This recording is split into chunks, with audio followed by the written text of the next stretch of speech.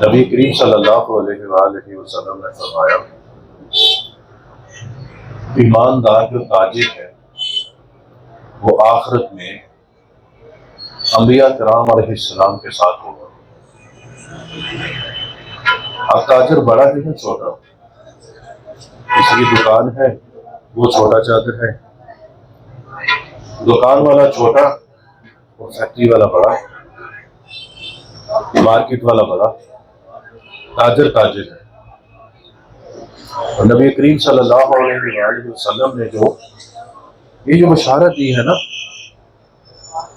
یہ بہت بڑی بشارت ہے کہ تاجر اگر تھوڑی سی بھی ایمانداری دکھائے اس کو اللہ کتنا اجر دے گا۔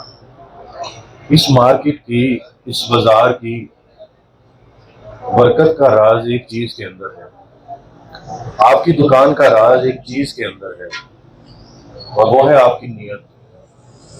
اور اگر نیت یہ ہے کہ میرے پاس جو آئے گا میں نے اس کو نفع دینا ہے، اس کو میری ذات سے فائدہ پہنچے، میرے پاس جو آئٹم ہے، میرے پاس جو چیز ہے وہ استعمال کر کے اس کو فائدہ ہو۔ اور اگر میری نیت آپ کی جیب پر ہو کہ سامان میرا جیسا مرضی ہے، بس آپ کو وہ میں اپنی پسند کی قیمت پہ دے دوں، مگر وہ چیز ٹھیک نہ ہو، آپ خود بتائیں آپ کے دل سے دعا نکلے گی؟ دعا نہیں نکلے گی۔ دعا کب نکلتی ہے؟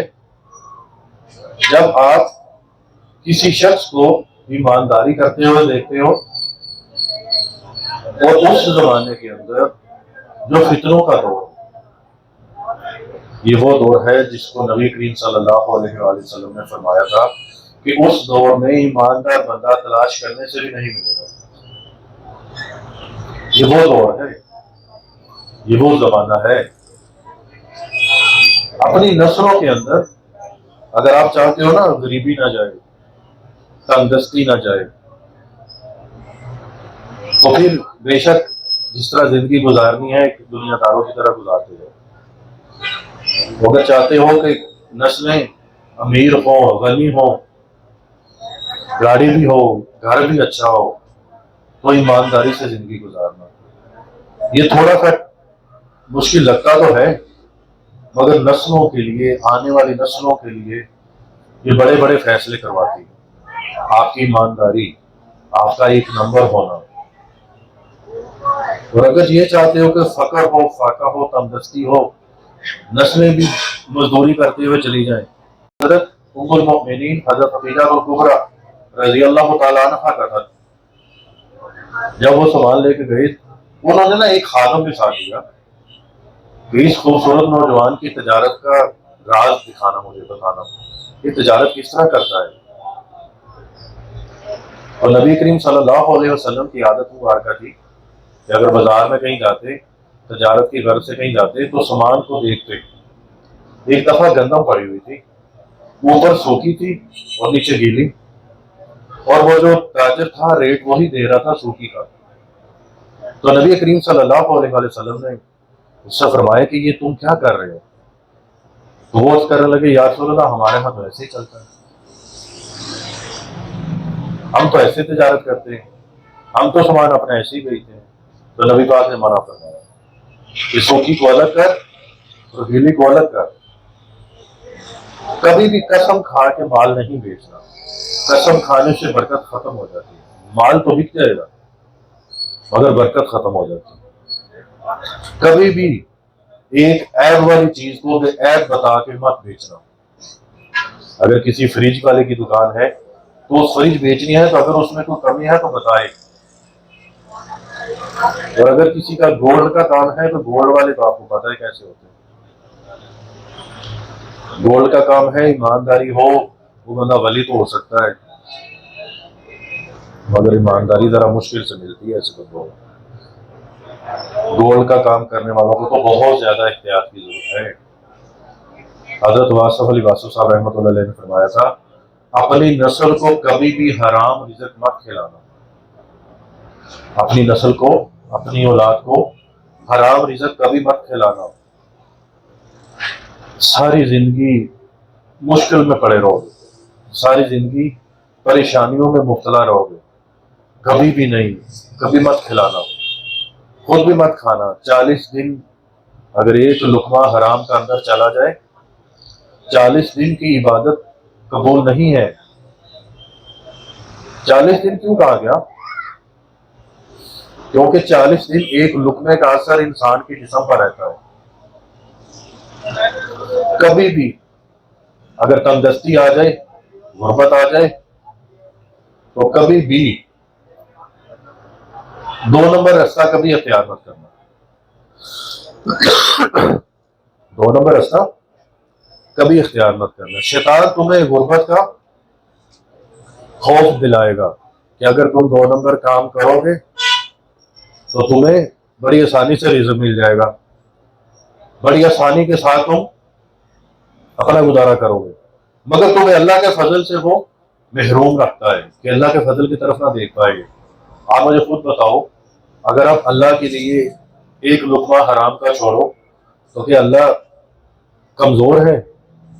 کیا اللہ بوڑھا ہو چکا ہے؟ بالکل بھی نہیں.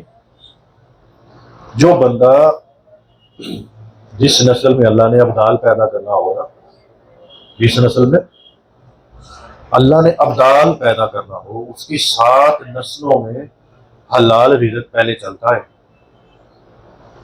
کتنی نسلوں میں؟ 7 نسلوں میں حلال رزق چلتا ہے, پھر کہیں ابدال پیدا ہوتا ہے. تو اگر اللہ کا دوست بننے کے لیے اتنے پاک رزق کی ضرورت ہے, تو اگر ہم نے اللہ سے کوئی فیصلہ کروانا ہو, اللہ سے کچھ لینا ہو, اللہ کی بارگاہ میں جھکنا ہو,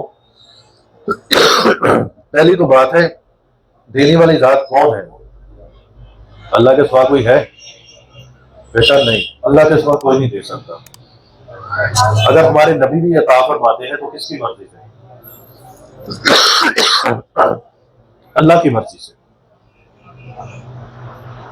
پہلے تو اپنا ایک کانسیپٹ یہ کلیئر کرو کہ وقت کا غوث ہو, وقت کا ابدال ہو, کلندر ہو, جو مرضی ہو, وہ محتاج اللہ کی ہے.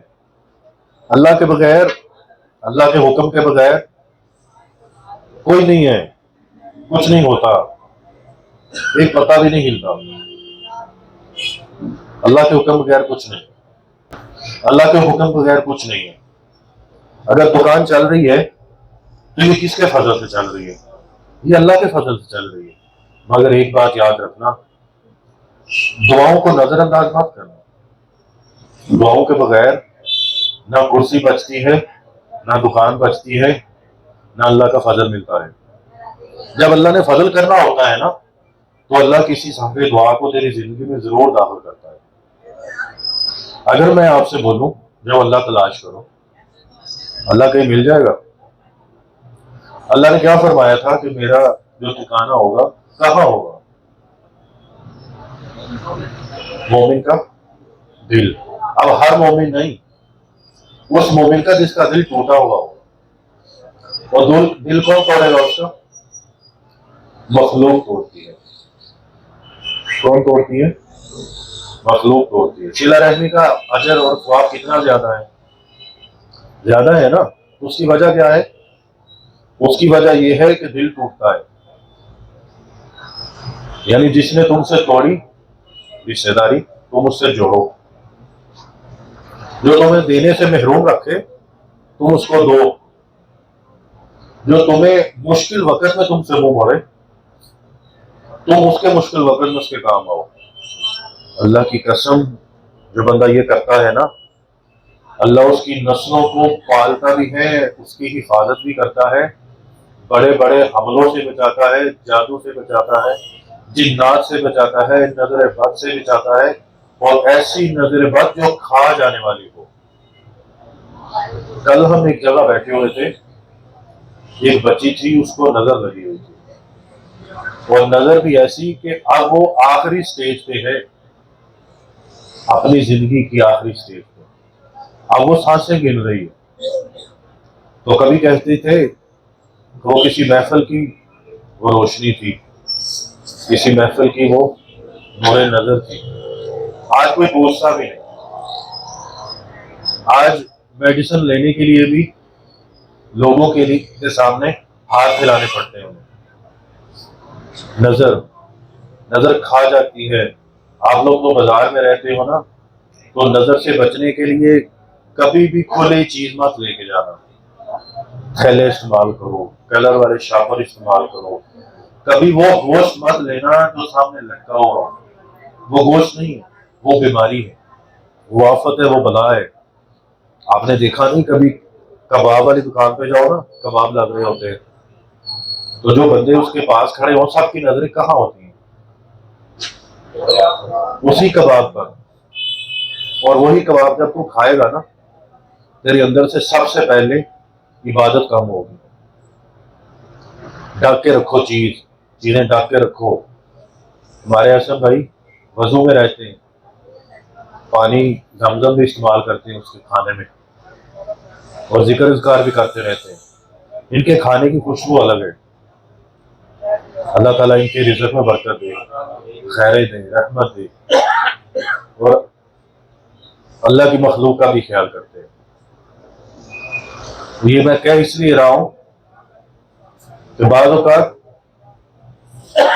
دیکھ کے نیکی کرنے کا جذبہ پیدا ہوتا ہے. انہیں پتہ ہے انہوں نے کہاں سے اسٹرگل شروع کی. ہمارا ان کا سال کم و بیش کتنے سال کا ہے؟ 9 سال کا. انہیں پتہ ہے انہوں نے کتنی اسٹرگل کی، کتنی محنت کی، اور اتنے 9 سال میں انہوں نے اللہ کا نام لینا نہیں چھوڑا. ورنہ 1 سال میں 2 سال میں پتہ تھک جاتا ہے کہ میرے مالک 9 سال ہو گئے تیرے دروازہ کھٹکھٹاتے ہوئے. آپ مجھے بتاؤ 9 سال استقامت کس کو دی گئی تھی؟ اسی کو دی گئی نا. پھر اسی کو 9 سال اپنے قریب رکھا گیا، اور 9 سال بعد رنگ ایسا لگا کہ وہ رنگ اترے گا نہیں، نسلوں میں چلے گا. شرط ایک ہے، ایمانداری سے چلنا. کبھی بھی بے ایمانی مت کرنا. بے ایمانی کر کے نا تھوڑی دیر کے لیے بندے کو لگتا ہے جیسے گزارا بچا ہوگا، اور اگر انہی پیسوں کو تو تیرے بچے بیمار ہو جائیں، گھر میں کوئی ایسا حادثہ ہو جائے تو وہ پیسے وہاں چلے جائیں. کوئی والدین کی طرف سے بیماری آئے، کوئی بیوی بچوں کی طرف سے بیماری آئے. ایک نا محکمے کے ایک صاحب تھے، محکمے کا نام تو نہیں لیتا ہوں، تو وہ زمینوں کا جو ہیر پھیر ہے وہ 1 سیکنڈ میں کر سکتے تھے. ان کے دستخط چلتے تھے، پیچھے سے واضح کہیے وہی تھے. تو وہ ایک دستخط سے ان کا کام چلتا تھا. وہ خود کہنے لگے کہ میں موٹر بائک پہ ایک دفعہ جا رہا اور میری آنکھ میں بس کچھ کیا ہے. تو کہنے لگے 20-22 لاکھ اس آنکھ پہ لگا. کتنا؟ اور یہاں کسی کی آنکھ میں کوئی پٹی چلی جائے، کوئی ذرا چلی جائے، تو یہاں تو گلاس کا رنگ ڈالو یا پانی کا چھینٹا مارو. 20-22 لاکھ لگے اس آنکھ کو ٹھیک کرواتے ہوئے. ایمانداری میں حفاظت ہے، ایمانداری میں برکت ہے. اور اگر آپ چاہتے ہو نا کہ نسلیں یہ نہ سوچیں کہ ایک دن کا تو کھانا ہے، اگلے دن کیا ہوگا. میرے والد صاحب فرماتے ہیں کہ یہ کویت میں تھے، تو انہیں ایک دفعہ چانس ملا کہ کتنے دینار کا تھا، کتنے دینار تھے کویت کے. وہ کمپنی کا جو سامان تھا بڑا قیمتی تھا، اور کمپنی اپنا جو سامان تھے وہ وہاں چھوڑ کے جانا چاہتی تھی، اور کمپنی کو بھی اس کا نہیں اتنا آئیڈیا تھا سامان کتنے کا، اور وہ کتنے لاکھ دینار تھے. تو وہ ان کا جو بڑا افسر آیا، گورا آیا، تو وہ انہیں آ کے کہنے لگا تم دیوانے ہو، تو نے اسے بیچا کیوں نہیں؟ یہ تو جس ملک سے تم آئے ہو وہاں کے تو کروڑوں تھے، کروڑوں. پورا کنٹینر تھا، بیچ سکتے تھے. دیکھو وہ جو کمپنی تھی نا، وہ تو ہمارے آدھے ملتان جتنی بڑے بڑے وہاں پر صحراؤں میں وہ بناتے ہیں اپنا جہاں وہ کام کرنا چاہتے ہیں. تو انہوں نے ان سے کہا کہ میں یہ کام نہیں کر سکتا. کیا ایمانداری کا رنگ نسلوں میں نہیں چلتا؟ اگر یہ وقتی طور پر وہ پیسے لے لیتے تو کیا ان کی نسل میں کوئی اللہ کا بندہ پیدا ہو سکتا تھا؟ کوئی بندہ پیدا نہیں ہوتا. پہلے 7 نسلوں کو پاک کیا جاتا ہے، پھر اپنا دوست پیدا کرتا ہے. اور جس نسل میں اس نے اپنا دوست پیدا کرنا ہو، اس نسل میں وہ پہلے ہی یا خواب کے ذریعے یا اللہ کے بندے ملتے ہیں نسل در نسل کہ اپنی نسلوں کو پاک رکھنا رزق کے ذریعے، اپنی نسلوں کو پاک رکھنا، کبھی زنا مت کرنا، کبھی غیر عورت کے قریب مت جانا. اللہ تیری نسلوں میں شہباز پیدا کرنے والا ہے. اللہ نے تیری نسل میں شہباز پیدا کرنا ہے. تو کبھی بھی اپنی نسل کو داغدار مت کرنا، اپنے لباس کو داغدار مت کرنا، اپنی عزت کو داغدار مت کرنا، اپنی عصمت کو داغدار مت کرنا. آج تم کسی کی بہن بیٹی کی طرف نظر اٹھاؤ گے تمہاری بات کمرے میں بھی محفوظ نہیں ہے. اور اللہ کی قسم، اللہ کو بند دروازے کھولنے آتے ہیں، اللہ کو بند دروازے کھولنے آتے ہیں. یوسف علیہ السلام نے کیا فرمایا تھا کہ میں یہ کام نہیں کر سکتا، اور فرما رہے تھے معاذ اللہ معاذ اللہ معاذ اللہ معاذ اللہ. اور جب دروازے کی طرف گھومے، انہیں پتا تھا دروازے بند ہیں، اور چابی زلیخا کے پاس ہے. اور جب دروازے کے پاس گئے، نیت سچی تھی. کیا سچی تھی؟ نیت سچی تھی. جب نیت سچی ہوتی ہے اور جب بندہ نیت سچی کر کے اپنا قدم اٹھاتا ہے، دروازے کھلتے ہیں. پہلے نیت سچی اور دوسرا تیرا قدم پہلا اٹھے. مجھے میرے مرشد نے فرمایا تھا اگر تو رب کو پانا چاہتا ہے تو میرا بیٹا پہلے قدم تو نے خود اٹھانا ہے. پہلا قدم تو خود اٹھائے گا، پھر رب تیرے باقی سارے قدم، تیری ساری منزلیں تیرا رب خود طے کروائے گا. وہ خود فرماتا ہے صرف ایک قدم پہلا تو اٹھا، تیرے 10 قدم آؤں گا میں تیرے پاس. تو 10 اٹھا، میں 100 قدم تیرے پاس آؤں گا. تو بھاگ گیا، میں بھی دوڑ کے آؤں گا. اللہ کا دوڑنا پھر کیسا دوڑنا ہوگا. اور سارے رزق کی راز، سارے رزق کے کمال ایک ایمانداری کے اندر ہے اور ایک زکوٰۃ کے اندر ہے. ایک زکوٰۃ ہے، زکوٰۃ. کبھی بھی اگر تو آپ نے تجارت کی غرض سے پلاٹ لیا ہے کہ میں بیچوں گا اور آگے کچھ کاروبار کروں گا، اپنی تجارت کی رقم پر، اپنی تجارت کی رقم پر زکوٰۃ ضرور دینا. اگر تجارت کی غرض سے کچھ سامان رکھا ہوا ہے، اس کی زکوٰۃ ضرور دینی ہے. وہ پلاٹ ہو، وہ گولڈ ہو، وہ سونا چاندی ہو، میرا بیٹا اسے زکوٰۃ اس کی ضرور دینا. جو زکوٰۃ نہیں دیتے، 1-2 نسل کے اندر وہ سامان اللہ بیچ کے دکھا دیتا ہے. وہ سامان تباہ ہے، وہ آگ ہے، آگ. وہ آگ کٹھی کر رہے ہیں، میں اور آپ آگ کٹھی کر رہے ہیں. اگر زکوٰۃ نہیں دو گے تو زکوٰۃ دینا. اپنی نسلوں میں اگر آپ اپنی کوئی بنائی ہوئی چیز چلانا چاہتے ہو نا، تو زکوٰۃ دو تاکہ وہ چیز نسل در نسل آپ میں چل سکے. اور میرا بیٹا کبھی بھی ایسی قسطوں پہ چیز مت لینا جس میں سود شامل ہو. جتنی اشد مرضی ضرورت ہو آپ کو، جتنی اشد ضرورت ہو. آج کل موبائل قسطوں پہ ملتے ہیں، گھر کا سامان قسطوں پہ ملتا ہے، گاڑیاں قسطوں پہ ملتی ہیں. کبھی بھی کوئی ایسا سامان، کوئی ایسی چیز قسط پہ مت لینا جس میں سود شامل ہو. وہ تیری زندگی تباہ کرے گا. نبی کریم صلی اللہ علیہ وآلہ وسلم نے لعنت فرمائی ہے سود لینے والے پر بھی، سود دینے والے پر بھی، اس پر دستخط کرنے والے پر بھی، اس کا لین دین کرنے والے پر بھی، اس کا کاغذ دینے والے پر، اس کے قلم دینے والے پر. اللہ کے نبی نے لعنت فرمائی. اور لعنت کا مطلب کیا ہے؟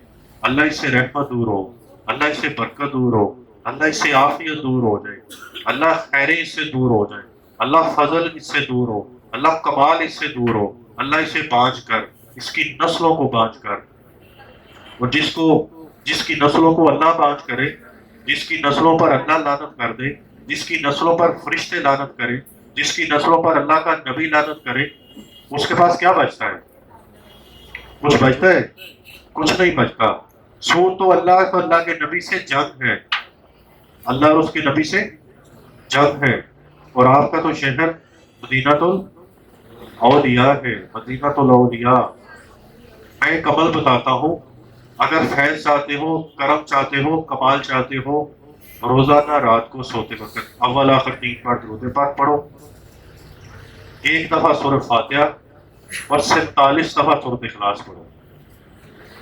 یہ پڑھ کر ملتان میں جتنے اولیاء اللہ آج تک وفات پا چکے ہیں، ان سب کی مبارک روحوں کو ہدیہ کر دو، اور پھر ان سے عرض کرو کہ میں اس مشکل میں ہوں، میں اس پریشانی میں ہوں، میں قرض میں ہوں، میں بے اولادی میں ہوں، میری پر جادو کے مسئلے ہیں، نظر کے مسئلے ہیں، بندش کے مسئلے ہیں۔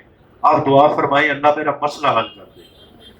آپ دعا فرمائیں، کون مسئلہ حل فرمائے؟ اللہ مسئلہ حل فرمائے۔ میرا بیٹا اللہ کے علاوہ تو مسئلہ حل کر سکتا ہے؟ نہیں۔ اگر اللہ کسی انسان کو بھی تیری مدد کے لیے بھیجتا ہے، اس کو بھیجنے والا کون ہے؟ اللہ ہی ہے۔ اللہ کے بغیر اللہ کی مخلوق نامکمل ہے۔ اللہ کے نبی، اللہ کے دوست، صحابہ اہل بیت اللہ کی ذات کے بغیر نامکمل ہیں۔ اللہ کے نبی نے کس چیز کی دعوت دی؟ اللہ کی دعوت دی، اللہ کے قرب کی دعوت دی۔ اگر اللہ کے نبی نے سجدہ کروانا ہوتا تو اپنے آپ کو کرواتے۔ اللہ کے نبی نے فرمایا تھا اگر مجھے اللہ حکم دے سجدہ کروانے کا تو میں بیویوں کو بولوں کہ اپنے شوہروں کو سجدہ کرو۔ اتنا مقام اللہ نے شوہر کو دی، اتنی فضیلت دی۔ سارا دن ساری رات بیچارہ اپنے گھر والوں کے لیے محنت کرتا ہے، مشقت کرتا ہے، سڑکوں پہ پھیریاں لگاتے ہیں۔ کتنی مشکل سے ایک باپ اپنے بچوں کے لیے وہ سامان روزانہ رات کو لے کے جاتا ہے۔ تو باپ کے ہاتھ دیکھا کرو رات کو، باپ کے قدم دیکھا کرو رات کو، باپ کے کپڑوں کو سونگا کرو کبھی۔ اس میں بیٹا وہ پسینے کی سمیل نہیں ہے، وہ پسینے کی بدبو نہیں ہے، تو اس سے محبت کی، وہ جو سمیل ہے تو اس سے محبت کی ہے۔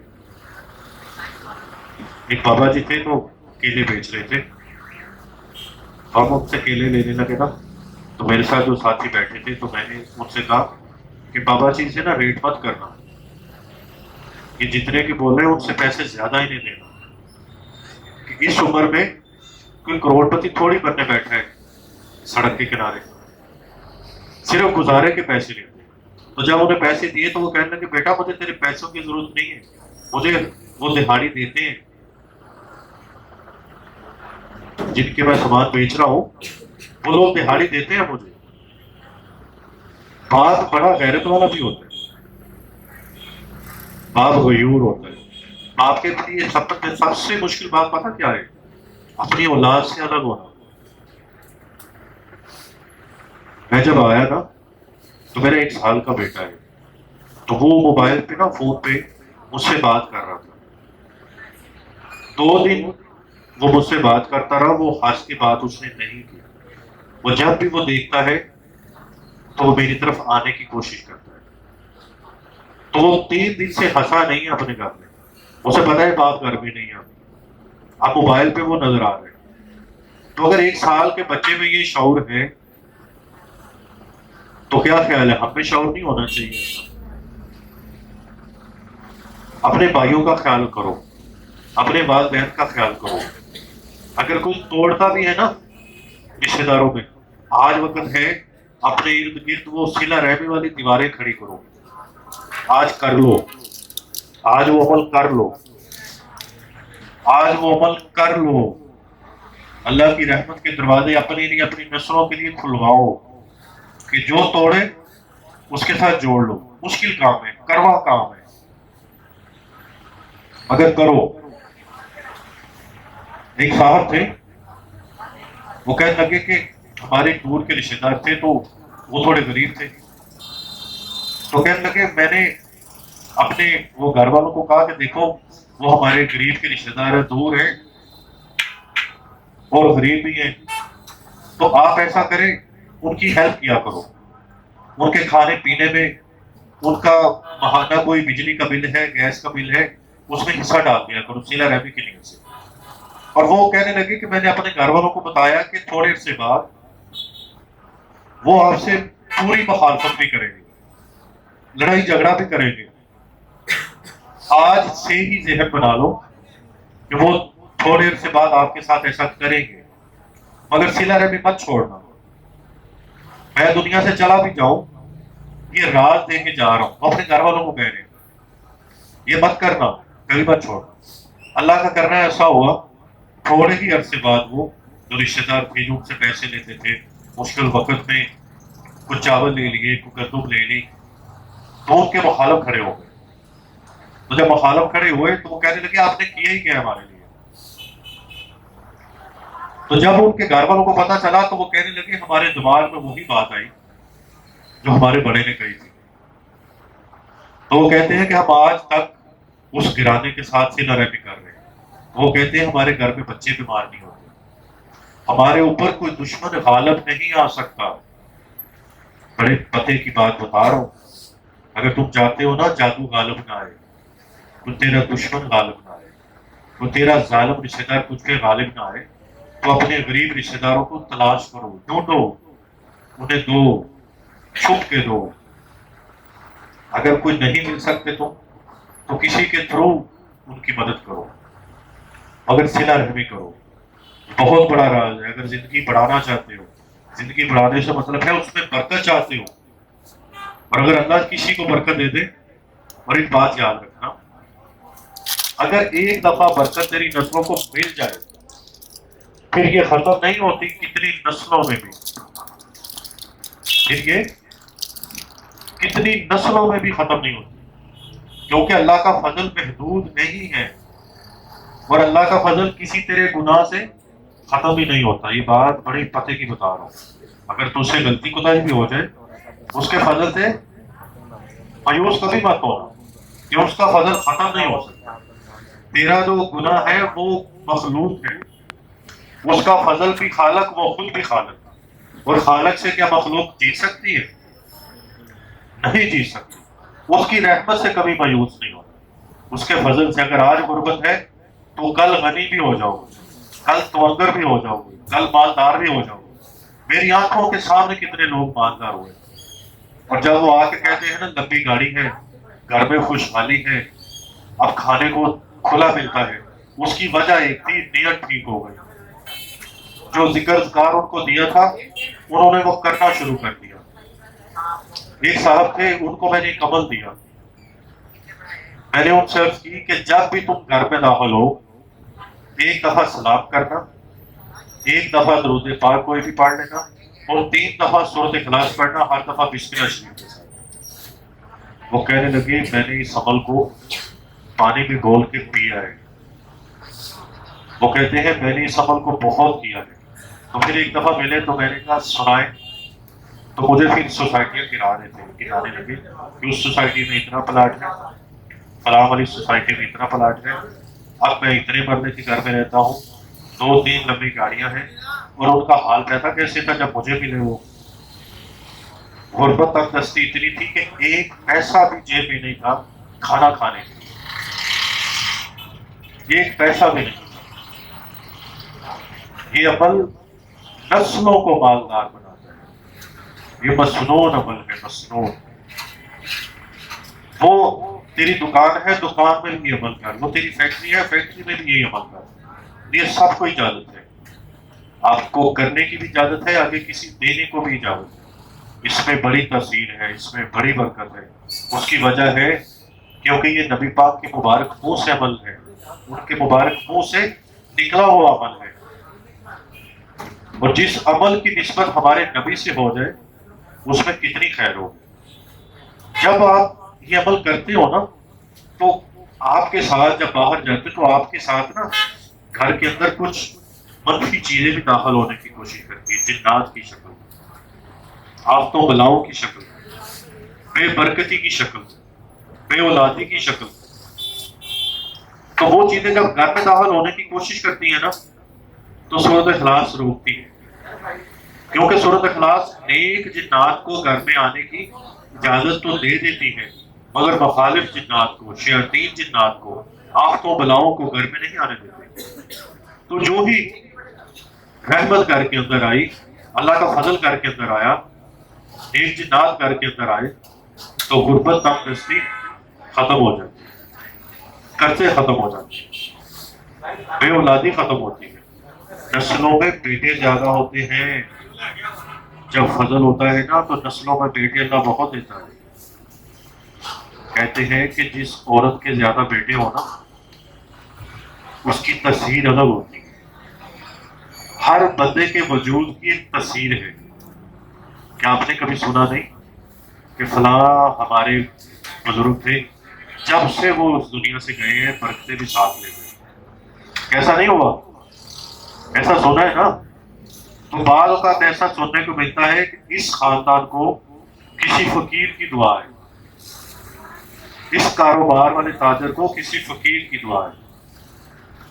تو جب دعا لگتی ہے نا تو تھوڑا سا بھی عمل، تھوڑا سا بھی کام ایسے نشانے میں لگتا جاتا ہے.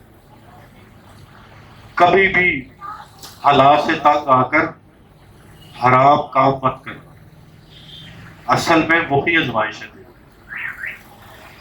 اصل میں وہی آزمائش، تو کبھی وہ کام نہ کرنا. تو میرے یہ چیزیں، میری یہ نصیحت آپ کو یاد رہے گی. اور ایک عمل اور ہو، سب سے بڑے تاجر نا نبی کریم صلی اللہ علیہ وسلم تھے، اور ان کی جو بیوی تھی حضرت خدیجہ الکبریٰ رضی اللہ تعالیٰ عنہ سلام اللہ علیہ. یہ دو تاجر. تیسرے حضرت عبد الرحمن بن عوف، بہت بڑے تاجر. اور پھر حضرت عثمان غنی رضی اللہ تعالیٰ. یہ 4 تاجر ہستیاں ہیں. 5ویں حضرت شیخ عبد القادر جیلانی رحمۃ اللہ تجارت کرتے ہوئے. کتنی ہستیاں ہو گئی؟ 5. اور 6ٹھی ہستی حضرت امام ابو حنیفہ رضی اللہ تعالیٰ، کپڑے کے تاجر. یہ 6 ہستیاں ہیں. اور 7ویں ہستی حضرت ابوبکر صدیق رضی اللہ تعالیٰ، یہ بھی کپڑا بیچا تجارت کرتے. ان 7 ہستیوں کو اب اللہ 3 بار درود پاک، 3 دفعہ سورۃ فاتحہ اور 100 مرتبہ سورۃ اخلاص پڑھ کر ان ہستیوں کو روزانہ رات کو ہدیہ کریں. اور اگر غربت آ گئی ہے، تنگدستی آ گئی ہے، ان 7 تاجر ہستیوں کو ہدیہ کرو. اور پھر اپنی تجارت میں برکت کے لیے دعا کرو، اپنی رزق کو کشادہ ہونے کے لیے وہ دعا کرواؤ، اپنی نسلوں کے لیے دعا کرواؤ کہ ہماری نسلوں میں کبھی تنگدستی نہ آئے، ہماری نسلوں میں فقر و فاقہ نہ آئے، ہماری نسلوں کے اندر غربت نہ آئے، ہماری نسلیں کبھی ایسا وقت نہ آئے کہ رات کو بھوکی سوئیں. ان سے دعا کرواؤ. آج اگر تم اس دنیا سے جانے والوں کو یاد رکھو گے مثال ثواب کی شکل میں، نیاز کی شکل میں، کچھ پڑھ کے ان کی روحوں کو ہدیہ کرو، کچھ نفلی صدقہ دے کے ان کی روحوں کو ہدیہ کر دو، اس صدقے کا ثواب ان کی روحوں کو ہدیہ کرو. کچھ کھانا بنا کے غریبوں میں تقسیم کرو، امیروں میں تقسیم کرو، بھوکوں کو کھانا کھلاؤ، اور اس کا ثواب ان کی روحوں کو ہدیہ کرو. اور پھر اپنی نسلوں میں تمغری دیکھو، مالداری دیکھو، امیری دیکھو.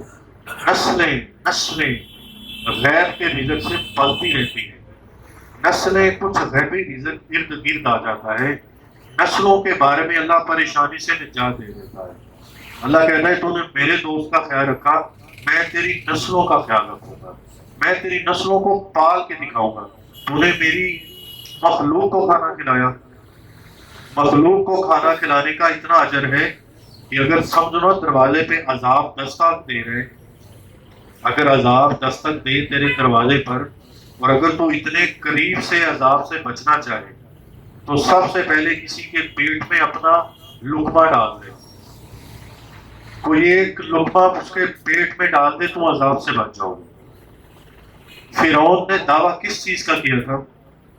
خدائی دعویٰ کیا، مگر بچا کس وجہ سے رہا؟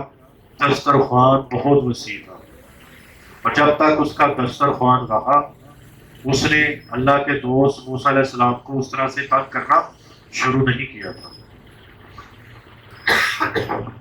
اور جو بھی اپنے وزیر کے کہنے میں آیا اور دسترخوان بند کر دیا، اس کے گھر سے، اس کے محل سے لوگوں نے کھانا کھانا بند کر دیا۔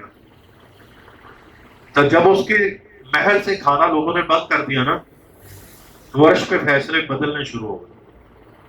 اس نے میری مخلوق کے لیے جو کھانا بند کیا، جتنا یہ کھانا بند کرتا رہے اتنا اس کے لیے عذاب کے دروازے کھولتے رہو۔ اس نے وہاں پورے کے پورے دروازے کھانے کے بند کر دیے، دسترخوان کے بند کر دیے، وہاں پر اللہ نے پورے کے پورے عذاب کے دروازے کھول دیے۔ اور اگر تم بچنا چاہتے ہو نا عذاب سے، دیکھو غربت بھی عذاب ہے، تنگ دستی بھی عذاب ہے۔ غربت اور تنگ دستی کون سا عذاب ہے؟ وہ غربت اور وہ تنگ دستی عذاب ہے جس میں رب بھول جائے، جس میں نہ شکریہ آ جائے، اور اس غربت کو، اس تنگ دستی کو اپنے گلے سے لگاؤ جو تجھے تیرے رب کے قریب کر دے، کیونکہ وہ غربت اور تنگ دستی کسی وجہ سے آئی ہے تیرے پاس۔ وہ غربت اور تنگ دستی تجھے اللہ والا بنانے آئی۔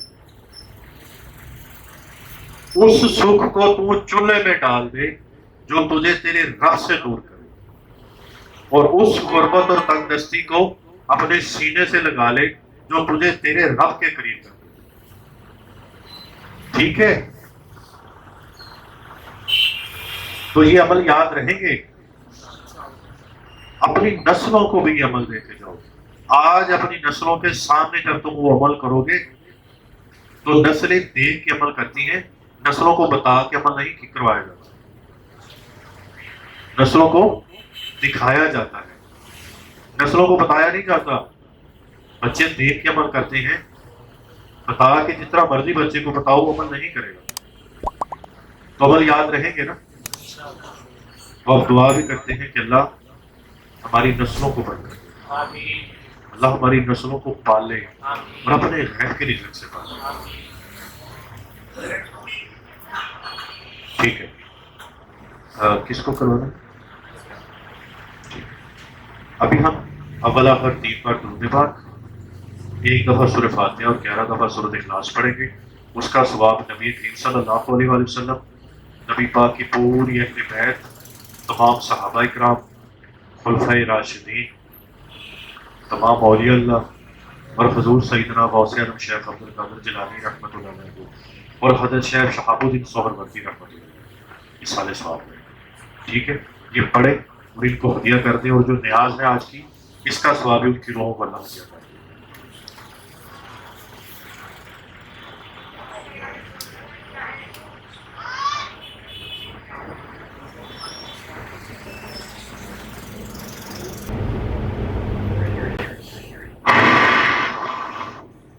اللہ تعالیٰ آپ سب کو بڑی برکتیں عطا فرمائے، رحمت عطا فرمائے۔ اعوذ باللہ من الشیطان الرجیم، بسم اللہ الرحمن الرحیم۔ استغفر اللہ ربی من کل ذنب واتوب علیہ، استغفر اللہ ربی من کل ذنب واتوب علیہ، استغفر اللہ ربی من کل ذنب واتوب علیہ۔ اللہم صلی علی محمد وآل محمد، اللہم صلی علی محمد وآل محمد، اللہم صلی علی محمد وآل محمد، یا ارحم الراحمین، یا ارحم الراحمین، یا ارحم الراحمین۔ میرے مالک سب پہ فضل فرما، میرے مالک سب پہ رحمت فرما۔ یا میرے مالک تو یہاں حاضر ہوئے ان کے سب کی حاجتیں، منتیں، مرادیں اللہ پوری فرما۔ اللہ جو اس دعا کو بعد میں سنے، اللہ ان کی جائز حاجات، منتیں، مرادیں بھی پوری فرما۔ میرے مالک جو قرض دار ہیں ان کے قرضے اپنے غیب کے خزانے سے تو ادا فرما، جو پریشان ہیں ان کی پریشانیاں دور فرما، اور جو بے اولاد ہیں ان کی بے اولادی ختم فرما۔ میرے مالک جو بیٹے چاہتے ہیں ان کو نیک صالح اولیاء ان کو اپنے غیب کے خزانے سے ان کو بیٹے عطا فرما، اور جو بیٹیاں چاہتے ہیں اللہ ان کو نیک صالح پرہیزگار اور متقی بیٹیاں عطا فرما۔ میرے مالک ہم میں سے جو جتنا پریشان ہے، جیسا پریشان ہے، کوئی جادو سے، کوئی جنات سے، کوئی نظر بد سے، کوئی فقر و فاقہ تنگ دستی سے، میرے مالک اس کی وہ آفتے بلائے دور فرما۔ اللہ ہم سب کو خیر دے دے، اللہ سب کو خیر دے دے، اللہ انسانوں کو بھی خیر دے دے، اللہ جنات کو بھی خیر دے دے۔ اللہ جنات انسانیت سے بڑے خیر خواہی کا معاملہ فرماتے ہیں، اللہ جنات کو بھی خیر دے، اللہ ان پہ بھی فضل فرما، ان کے بھی مسائل حل فرما۔ میرے مالک جنات بھی ہم انسانیت کے لیے بڑی خیروں کے کام کر رہے ہیں، اور جنات بڑے سخی بھی ہیں۔ میرے مالک ان کو بھی سدا آباد رکھ، ان کی کرسیاں سدا آباد رکھ، ان کی سرداریاں سدا آباد رکھ، ان پہ بھی فضل فرما۔ اللہ ہم سب پہ فضل فرما۔ اللہ جو بے اولاد ہیں انہیں بے اولادی سے بچا، پریشانیوں سے بچا۔ اللہ سب پہ فضل فرما، اللہ کرم فرما، اللہ خیریں دے دے، اللہ رحمت دے دے۔ اللہ بے روزگار ہیں، روزگار دے دے، عزت والا روزگار دے دے۔ کوئی بیٹی کی طرف سے پریشان ہے، کوئی بیٹے کی طرف سے پریشان ہے، کوئی ناجائز کیسوں میں الجھے ہیں، گھر میں لڑائی جھگڑے ہیں، بیوی بچوں کے مسائل ہیں، والدین کے ساتھ کوئی مسائل ہیں، اللہ سب مسائل حل فرما۔ اللہ جو بیمار ہے، وہ روحانی بیمار ہیں، جسمانی بیمار ہیں، اللہ ان کی بیماریاں ختم فرما۔ اللہ کامل صحت و تندرستی عطا فرما۔ اللہ جو سختی کا وقت ہے وہ خیروں میں بدل دے، جو اللہ پریشانیوں کا وقت ہے وہ آسانیوں میں بدل دے۔ اللہ خیر دے دے، اللہ فضل دے دے، اللہ رحمت دے دے، اللہ انعام دے دے۔ اللہ ہماری نسلوں میں اللہ اپنے دوست پیدا کر، اللہ ہماری نسلوں میں ولی پیدا کر۔ اللہ ہمیں ایمانداری کی زندگی گزارنے کی توفیق عطا فرما۔ اللہ عبادت کی زندگی گزارنے کی توفیق عطا فرما۔ اللہ ہمارے لیے عبادت آسان کر دے، اللہ ہمارے لیے عبادت کرنا آسان کر دے، اللہ ہمارے لیے عبادت کرنا آسان کر دے۔ اللہ ہمارے سے گناہوں کو دور کر دے، اللہ ہم سے گناہوں کو دور کر دے، اللہ ہم سے گناہوں کو دور کر دے۔ اللہ ہم گناہوں سے بچنا چاہتے ہیں مگر کمزور ہیں، اللہ بہت کمزور ہیں۔ ہماری حیثیت تو ایک تنکے جیسی ہے کہ میرے مالک جس طرح کی ہوا چلتی ہے ہم اسی طرف چلنا شروع کر دیتے ہیں۔ میرے مالک ہمیں گناہوں سے بچا، عیبوں سے بچا، ان فتنوں سے بچا، اللہ قرض داری سے بچا، اللہ سود سے بچا، اللہ حرام سے بچا، اللہ زنا سے بچا، اللہ شراب سے بچا، اللہ اپنی نافرمانی سے بچا، والدین کی نافرمانی سے بچا۔ میرے مالک اپنے مرشد کی نافرمانی سے بچا۔ میرے مالک کبھی ایسا وقت نہ آئے کہ ہم سے ہمارا مرشد ناراض ہو، اللہ کبھی ایسا وقت نہ آئے کہ ہمارا نبی ہم سے ناراض ہو، اور کبھی ایسا وقت بھی نہ آئے کہ ہمارا رب ہم سے ناراض ہو، یعنی تو ہم سے کبھی ناراض مت ہونا۔ اللہ ہم کمزور ہیں، ان فتنوں کے دور میں رہنے والے ہیں۔ میرے مالک ہم کہاں مقابلہ کر سکتے ہیں ان گرم ہواؤں کا، اس فقر و فاقے کا، اس تنگ دستیوں کا، ان فتنوں کا مقابلہ ہم نہیں کر سکتے۔ میرے مالک ایسی کرم کی ہوا چلا، ایسی فیض کی ہوا چلا کہ میرے مالک ہم اور ہماری نسلیں، ہماری قیامت تک آنے والی نسلوں پر فضل ہو جائے، کرم ہو جائے، رحمت کا فضل، کرم ہو جائے، رحمت ہی رحمت ہو۔ اللہ رزق ایسا وسیع اور کشادہ کر دے، کبھی کسی کے سامنے ہاتھ نہ پھیلانا پڑے، کبھی تنگ دستی نہ آئے۔ میرے مالک جو چاہیں وہ کھا سکیں، جو چاہیں وہ پہن سکیں۔